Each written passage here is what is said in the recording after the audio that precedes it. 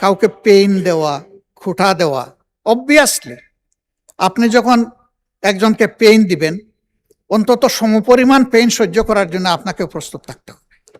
বিভিন্ন দিক থেকে আমাদেরকে নেগেটিভলি ক্রিটিসাইজ করা হচ্ছে যে আপনারা এত ভদ্র কেন, বাংলাদেশে যেদিকে যাবেন সেদিকেই আপনি সমস্যার কথা শুনবেন।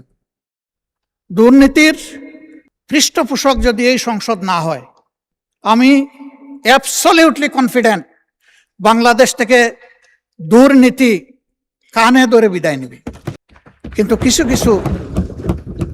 কিছু ভাইরাস এখনো আমাদের মাঝে ক্রিয়াশীল আছে। কেউ দায় দেন আমলাদেরকে, কেউ দায় দেন ব্যবসায়ীদেরকে, কেউ দায় দেন রাজনীতিবিদদেরকে।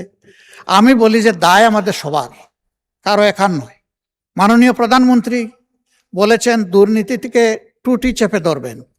আমরা আপাতত চাচ্ছি দুর্নীতির হাত চেপে ধরেন এবং হাতের মধ্যে কড়া লাগাই দেন, হ্যান্ডকাপ পরাই দেন, দিয়ে বলেন যে আর বাড়াবাড়ি করলে পায়েও তোমাকে ক্রস বেড়ি লাগাই দেব। এরপরে যদি আর বাড়াবাড়ি করো তাইলে ঠিকই মুখে তালা দিয়ে দেব। আমরা সরকারি দল থেকেও বলছি জুলাই আমাদের, বিরোধী দল থেকেও বলছি জুলাই আমাদের। তাহলে এই জুলাইটা যেন সত্যিকারেই আমাদের হয় সেটা আমরা দেখতে চাই। আমরা এই সংসদে প্রথম দিন অনুরোধ করেছিলাম যে অতীতের খারাপ সংস্কৃতি থেকে আমরা বের হয়ে আসব। এখানে আমরা অবশ্যই সমালোচনা করব, কিন্তু এটা হবে সংসদের ব্যাকরণকে অনুসরণ করে, এটাকে লঙ্ঘন করে না। আলহামদুলিল্লাহ আমি প্লিজড, আমি পার্শিয়ালি কনভিন্সড যথেষ্ট উন্নতি হয়েছে। কিন্তু কিছু ভাইরাস এখনো আমাদের মাঝে ক্রিয়াশীল আছে, এটাও দূর হয়ে যাক দোয়া করি। আমাদেরকে অনেক কিছু বলা হচ্ছে, বিভিন্ন দিক থেকে আমাদেরকে নেগেটিভলি ক্রিটিসাইজ করা হচ্ছে যে আপনারা এত ভদ্র কেন, এত পজিটিভ কেন, এত নমনীয় কেন, আপনারা গরম করতে পারেন না? গরম করার জন্য তো চুলা আছে, এটাকে গরম করে কি করব? কিছু পাক করতে হলে চুলায় বসাবো, এখানে কেন? এটা যুক্তি বুদ্ধির আইনের জায়গা,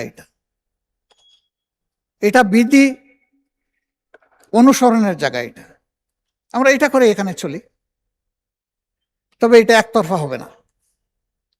এক ভদ্রলোককে জিজ্ঞেস করা হলো বিয়ে শাদী করবো না, বলে যে 50% কনফার্ম। বলে এটা কি বুঝলাম না। বলে যে পাত্রী আমার দারুণ চয়েস হয়েছে। তো প্রস্তাব দিয়েছে, কয় জি না। তো প্রস্তাব দিলা না তো 50% কনফার্ম হলো কেন? বলে যে আমি তো পছন্দ করেছি। এখন ওই দিকে প্রস্তাব যাওয়ার পরে যদি ওরা বলে নো, তাহলে 100% নো। স্বাভাবিকভাবেই একতরফের সদিচ্ছায় কিছু হবে না, এখানে সকলের সদিচ্ছা থাকতে হবে। এই সদিচ্ছার ক্ষেত্রটা তৈরি করা আমাদের সকলের পবিত্র নৈতিক দায়িত্ব। আসুন না, আমি আবারও বলি যে একটা পার্লামেন্ট এমন করি যে এই পার্লামেন্টে যুক্তি থাকবে, একে অন্যের সমালোচনা থাকবে, কিন্তু এটার মধ্যে আমরা যেন সীমা লঙ্ঘন না করি। কাউকে পেইন দেওয়া, খোঁটা দেওয়া, অবভিয়াসলি আপনি যখন একজনকে পেইন দিবেন অন্তত সমপরিমাণ পেইন সহ্য করার জন্য আপনাকে প্রস্তুত থাকতে হবে। এটা তো কোনো ভালো জিনিস হবে না।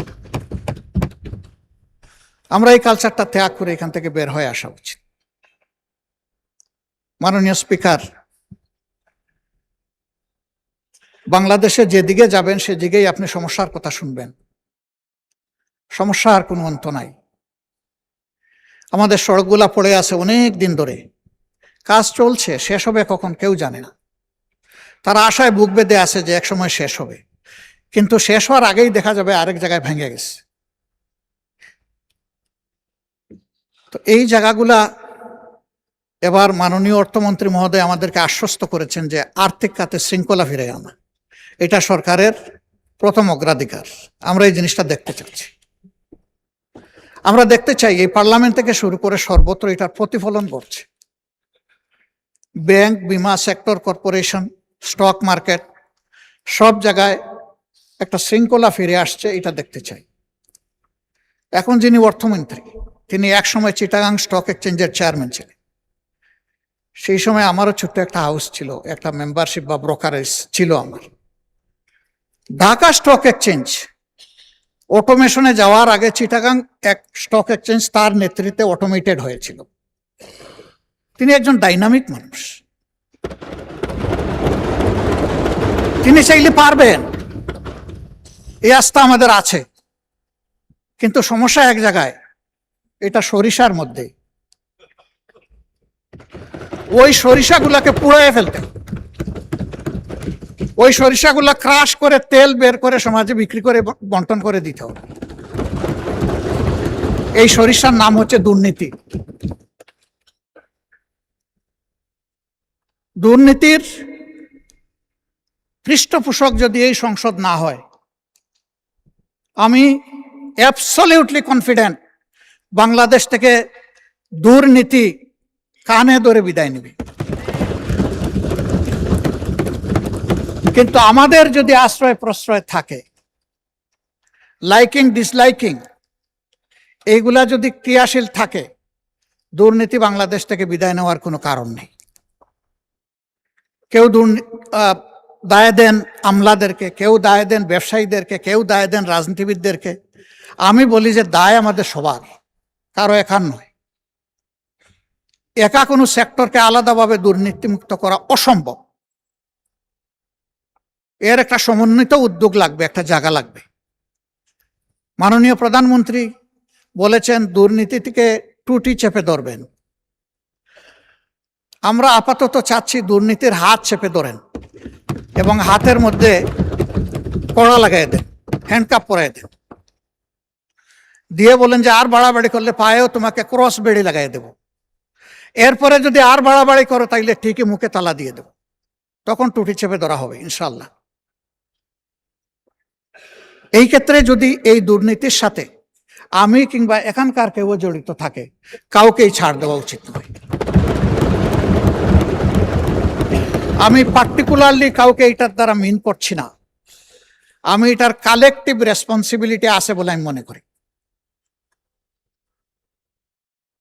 দুর্গন্ধযুক্ত বাতাস বইছে আর আমি ফিনফিনা গাড়ির ভিতরে বসে আছি, কিছু হলেও ওই ছিদ্রপথে এসে আমার নাকেও ঢুকবে সেই দুর্গন্ধ, এটাই স্বাভাবিক। এই জন্য আমরা কেউ নিজেকে ফিরিস্তা দাবি করতে পারি না। আমরা ভুলের ঊর্ধ্বে, আমরা সব অপরাধের ঊর্ধ্বে, এ দাবি জীবনে আমি করব না এবং আমি মনে করি কারোই করা উচিত না।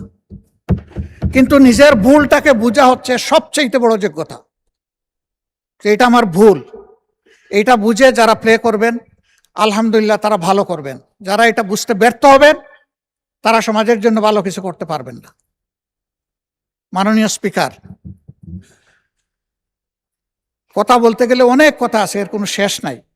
জুলাই সংক্রান্ত যে কথাগুলো আমরা গতকাল বলেছি, আজকে একটাও আমি আর রিপিট করতে চাই না। এই সংসদ শুনেছে, আবার শোনার দরকার নাই। আমাদের প্রত্যাশা, আমরা সরকারি দল থেকেও বলছি জুলাই আমাদের, বিরোধী দল থেকেও বলছি জুলাই আমাদের। তাহলে এই জুলাইটা যেন সত্যিকারেই আমাদের হয়, সেটা আমরা দেখতে চাই। ধন্যবাদ জানাই মাননীয় প্রধানমন্ত্রী, তার নেতৃত্বে ইতিমধ্যেই সিদ্ধান্ত নিয়েছেন জুলাই স্মৃতি জাদুঘর 5 আগস্ট খুলে দেবেন। এটি আপামর জনগণের একটা আকাঙ্ক্ষার জায়গা ছিল। আর জুলাই স্মৃতি ফাউন্ডেশনের ব্যাপারে আশ্বাস শুনেছি, এটার জন্য অগ্রিম ধন্যবাদ জানাই রাখলাম। আমি অনুরোধ করব জুলাইকে ইতিহাসের পাতায় তুলে ধরার জন্য, এবং এই কাজটা সরকারকে করতে হবে। মাননীয় মন্ত্রী আছেন, তিনি এটাতে গুরুত্ব দিবেন। জুলাই অধিদপ্তর যেটা করেছেন তার আওতায় শহীদদের প্রোফাইল, তার আওতায় আহত পঙ্গু যারা আছে তাদেরকে তুলে আনার এই বিষয়টা ইতিহাসের অংশ হিসাবে সংরক্ষণের তিনি কার্যকরী উদ্যোগ নেবেন, এটা আমি আশা করি।